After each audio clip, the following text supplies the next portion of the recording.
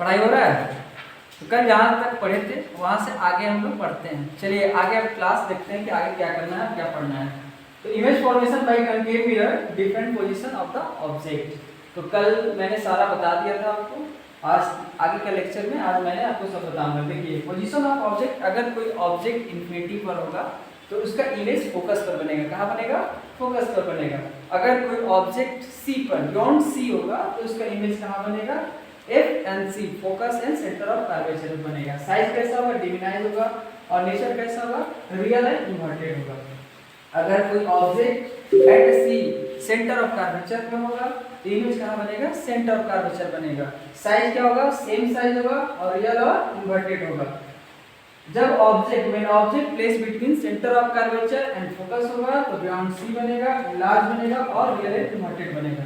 अगर कोई object focus पर होगा तो उसका इमेज जो है एट इंफिनिटी, इमेज इंफिनिटी पर बनेगा, हाईली लार्ज बनेगा और रियल इन्वर्टेड बनेगा। मेन पॉइंट जो है कि अगर कोई object when object place between focus and pole that image obtained behind the mirror and size of image is large and nature of image is virtual and direct। तो ये उसका image diagram मैंने बताया था आपको कि अगर कोई ऑब्जेक्ट फोकस और पोल के बीच में रखते हैं तो ये क्या होगा? ये जो रे है पैरेलल होगा प्रिंसिपल एक्सिस के, और ये कहां से पास करेगा? फोकस से पास करेगा। और एक रे और लेंगे जो पोल से पास करेंगे और इसको पीछे अंदर की ओर मिलाते हुए दिखाएंगे और इमेज को ड्रॉ करेंगे। इतना आपको समझ में आ गया था? आगे हम लोग पढ़ेंगे रे diagram of image form by convex mirror. Concave का टोटल हम लोग पढ़ लिए, अब कन्वेक्स का पढ़ते हैं। इसमें दो ही डायग्राम पढ़ना है, एक जब ऑब्जेक्ट इन्फिनिटी पर होगा और एक जब ऑब्जेक्ट इन्फिनिटी और पोल के बीच में होगा। तो पहला देखते हैं कि अगर कोई ऑब्जेक्ट इन्फिनिटी पर है तो उसका फोकस कहाँ बनेगा? यानी कि इमेज बनेगा फोकस पर। इमेज कहाँ बनेगा? फोकस पर बनेगा। दूसरा है when object is placed between pole and infinity. अगर कोई ऑब्जेक्ट पोल और इन्फिनिटी के बीच में होगा तो उसका इमेज जो होगा पोल और फोकस के बीच में बनेगा। कहाँ बनेगा? पोल और फोकस के बीच में बनेगा। कैसा बनेगा? जितना बड़ा ऑब्जेक्ट है उससे छोटा बनेगा। कैसा बनेगा? इरेक्ट बनेगा और लेटरल इन्वर्शन के जैसा ही दिखेगा। यानी कि इस मिरर का यूज हम लोग रेयर व्यू ऑटोमोबाइल्स या व्हीकल्स में यूज करते हैं साइड मिरर के तौर पे। यानी कि मिरर जो आपका व्हीकल्स होता है, गाड़ी होता है, उसके साइड में जो मिरर लगा रहता है इस मिरर का ही यूज किया जाता है। तो अगर कोई ऑब्जेक्ट इन्फिनिटी पर होगा कहाँ? कन्वेक्स में, तो उसका इमेज पोजीशन होगा फोकस पे। नेचर क्या हो जाएगा? वर्चुअल इरेक्ट हो जाएगा। साइज क्या हो जाएगा? पॉइंट साइज होगा। अगर कोई ऑब्जेक्ट पोल और इन्फिनिटी के बीच में रखा हुआ है तो उसका इमेज कहाँ बनेगा? फोकस और पोल के बीच में बनेगा। तो इमेज साइज क्या हो जाएगा? पॉइंट साइज हो जाएगा। सॉरी, इमेज पोजीशन क्या हो जाएगा? पोल एंड फोकस होगा। नेचर ऑफ इमेज क्या हो जाएगा? वर्चुअल एंड इरेक्ट होगा। एंड साइज क्या हो जाएगा? स्मॉलर देन ऑब्जेक्ट होगा। तो आप लोग को रे डायग्राम और रे फॉर्मेशन के साथ इमेज फॉर्मेशन भी कनकेव का और कन्वेक्स का समझ में आ गया होगा। अब आगे हम लोग देखते हैं मिरर फॉर्मूला। मिरर फॉर्मूला से पहले हम लोग साइन कन्वेंशन समझ लेते हैं। ये साइन कन्वेंशन क्या है? क्लास 8 में आप लोग कोऑर्डिनेट ज्योमेट्री पढ़े होंगे।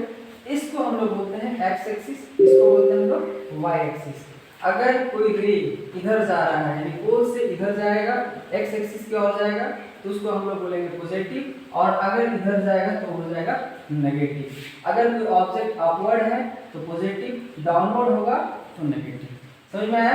तो कहने का मतलब कि अगर कनकेव है और कनकेव का फोकस क्या होगा? ऑलवेज नेगेटिव होगा। कनकेव का फोकल लेंथ क्या होगा? ऑलवेज नेगेटिव होगा। उसी तरह से कनकेव में क्या हो जाएगा? अगर कोई ऑब्जेक्ट ऑलवेज नेगेटिव होगा। ऑलवेज क्या होगा? नेगेटिव, यानी ऑब्जेक्ट का डिस्टेंस। उसी तरह से अंदर कोई मिरर आपका रे जाएगा तो पॉजिटिव होगा, और इसमें जो ऑब्जेक्ट होगा या इमेज होगा वो दोनों क्या होगा? पॉजिटिव में होगा। क्योंकि कनकेव में दो ही इमेज फॉर्मेशन होता है, एक आपका इन्फिनिटी टू पोल, एक इन्फिनिटी पर और एक इन्फिनिटी टू पोल के बीच में ऑब्जेक्ट होता है। तो focal length of convex mirror जो होगा, focal length of convex mirror क्या होगा? पॉजिटिव होगा। Focal length of concave mirror होगा वो नेगेटिव होगा। अब हम लोग मिरर फॉर्मूला को समझते हैं। तो मिरर फॉर्मूला होता है 1/f = 1/v + 1/u। यहाँ जो v है वो इमेज डिस्टेंस को बतला रहा है, u जो है वो ऑब्जेक्ट डिस्टेंस को बता रहा है, f जो है वो फोकल लेंथ को बता रहा है। तो सपोज अगर हम लोग को f निकालना हो, सिर्फ f निकालना होगा तो कैसे निकालेंगे हम लोग? इसको निकालेंगे वी यू, दोनों का एलसीएम ले लेंगे, यहाँ पर हो जाएगा u, यहाँ पर हो जाएगा आपका v, f इक्वल टू हो जाएगा v u by u plus v। ये आपका फार्मूला हो जाएगा फोकल लेंथ का, यानी कि u और v का वैल्यू दोनों मल्टीप्लाई करके, दोनों को ऐड करके डिवाइड कर देंगे तो फोकल लेंथ आपका हो जाएगा जो भी मिरर रहेगा, है ना। अगर कनकेव हुआ तो नेगेटिव आएगा और कन्वेक्स होगा तो पॉजिटिव आएगा फोकल लेंथ। इतना समझ में आ गया होगा आपको। अब मेन जो है तो वो पढ़ना है मैग्नीफिकेशन।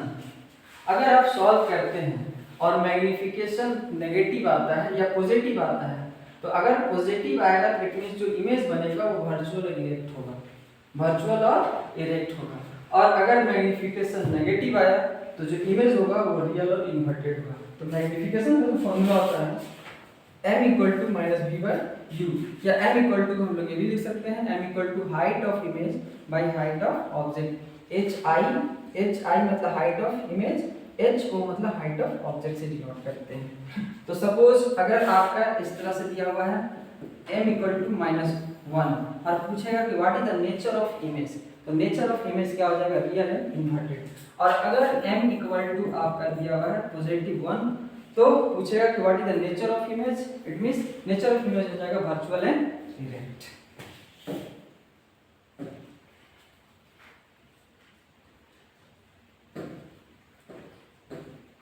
अब आपको मैं क्वेश्चन दे रहा हूं, जैसे समझिएगा, ये मेरे पास एक कनकेव मिरर है, ठीक है। इसका ये फोकस हो जाएगा, ये सेंटर ऑफ कर्वेचर हो जाएगा। तो u मेरे पास दिया हुआ है 30, उसके बाद आपका f दिया हुआ है 10 और हमको v फाइंड करना है। तो सबसे पहले हम लोग देखेंगे u क्या है, 30 सेंटीमीटर, 10 सेंटीमीटर, हमको v निकालना है।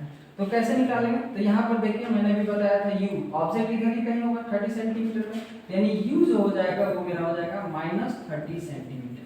क्यों होगा, क्योंकि ऑब्जेक्ट जो है पोल के इधर रखा हुआ है, इधर जब हम लेंगे तभी मैंने साइन कन्वेंशन बताया क्या हो जाएगा, नेगेटिव हो जाएगा।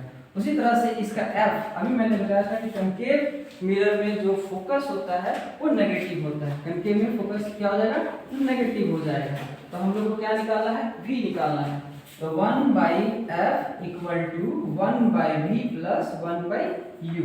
अब यहाँ पर जो जो वैल्यू डाटा दिया हुआ सारा डाटा पुट कर देंगे। तो 1/f इक्वल टू हो जाएगा -10 इक्वल टू 1/v, v तो फाइंड करना है, यहाँ पर हो जाएगा प्लस और ये आपको हो जाएगा 1/-30।